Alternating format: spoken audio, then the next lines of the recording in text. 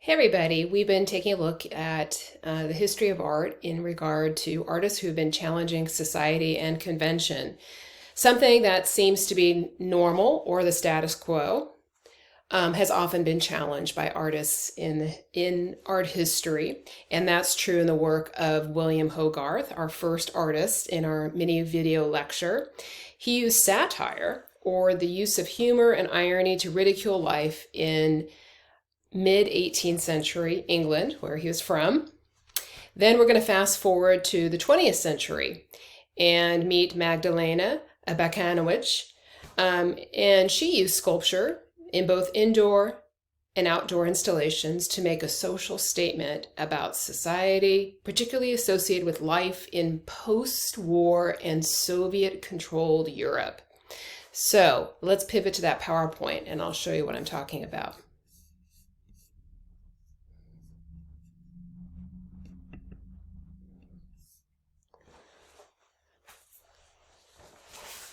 All right, so our first artwork is a painting by William Hogarth.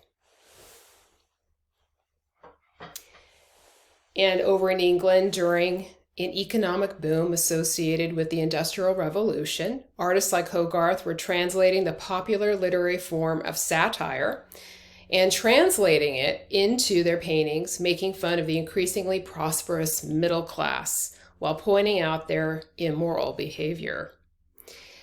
Hogarth often painted in series, like chapters in a book. Here we see one scene from a series called Marriage a la Mode, called Breakfast Scene.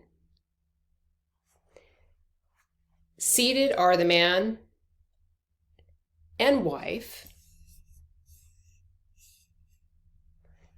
in a home that showcases their success with its many fine objects and furnishings. They seem to be home from a night in which each separately found their own sources of entertainments. The wife, stretching after a raucous night of cards and music, which you can see evidence of on the furniture and sheet music and instruments in disarray on the floor, seems to be stretching and giving her husband, seated next to her, the side eye, as if she's thinking, wouldn't you like to know what I was doing last night? Definitely unladylike behavior in an era where a spouse would certainly be expected to accompany and provide companionship during such an evening of entertainment. Meanwhile, the husband, you see, is seated, slouched, drowsy, and likely hungover, with his pockets, if you look carefully, turned inside out, which is a common form of communicating that he is a spendthrift and has gone through all of his money. In addition, you might notice the family dog here has sniffed something in his jacket pocket, which is a lady's bonnet, but is not the type of bonnet owned by his own spouse. It is intriguing to the dog because it carries the scent of someone else. And that suggests adultery, that the husband was out the night before spending time with somebody completely other than his wife. How scandalous. So, despite their lavish residence, you might notice the man on the left with probably the best eye roll in art history. He's looking up, throwing up a hand into the air as he carries a stack of unpaid bills and a ledger, which is the old school way of keeping account of your assets and losses. And he is using that kind of facial expression and body language to convey the hopelessness of the situation. It's as if he quits, he gives up. This couple goes through money as fast as they earn it. Other clues to the character, I should say the shallow character, of the homeowners can be found in the painting, including in the dining room beyond, where seems like a yawning guest adjusting his wig is emerging perhaps from underneath the table. It's hard to say where he spent the night. But if you look on the walls, you might notice as well that there are, as a demonstration that this couple are, collectors of art. It's meant to communicate their intellectualism. And if you notice, the subjects of the artwork depict three saints. It communicates that this couple are faithful Christians. So that would be a way of communicating that to anyone stopping by their elegant home. But hold up, what about this painting partially hidden behind a curtain? Well, that's one of those reclining female nudes. The type of art that would be considered a little bit more scandalous, a little bit more titillating, and certainly inappropriate to hang next to images of three Christian saints.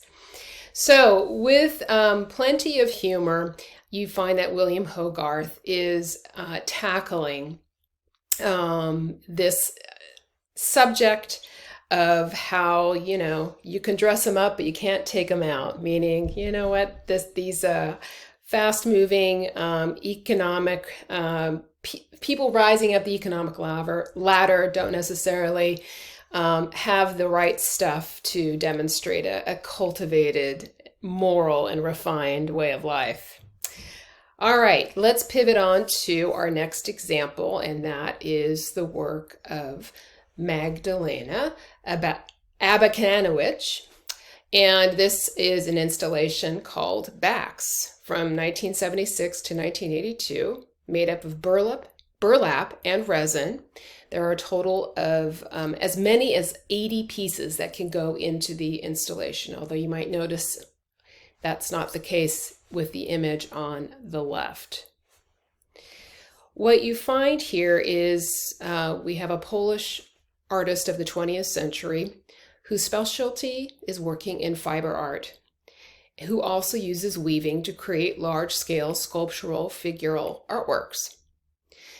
This is a quote from the artist. She said, "It is from fiber that all living organisms are built, the tissues of plants and ourselves. Fabric is our covering and our attire. Made with our hands, it is a record of our souls." So that is a statement of her attraction to fiber as a medium and what it communicates. For Backs, fiber is used to address the toughness of the human spirit, but also the idea of being lost in a crowd. Using a mold, Abcanowicz made all the figures out of plaster and then pressed different kinds of natural fibers into them, which makes them seem like living beings. They are all backs, though, with no legs nor heads, just backs, shoulders, and arms. But even just that communicates some body language, especially in Mass. Perhaps they evoke the idea of meditation, as if we're observing a sacred event. Perhaps they suggest anticipation, something to look forward to. Or is it resignation? Are they demonstrating a Mass acceptance of something unpleasant? Abcanowicz also displays this series outside, which invites different meanings, considering the artist grew up during World War II and lived in the Soviet era of Poland, where life was restricted and the struggle real to make art, when both national identity and the individual is lost in the spread of Cold War era uniformity. Nevertheless, in that light, these backs are also symbolic of strength and endurance. So, an interesting, multiple way of interpreting different arrangements, whether indoor or outdoor, in different numbers of these sculptural forms, turning to fiber as a primary art medium in the work of Magdalena Abcanowicz.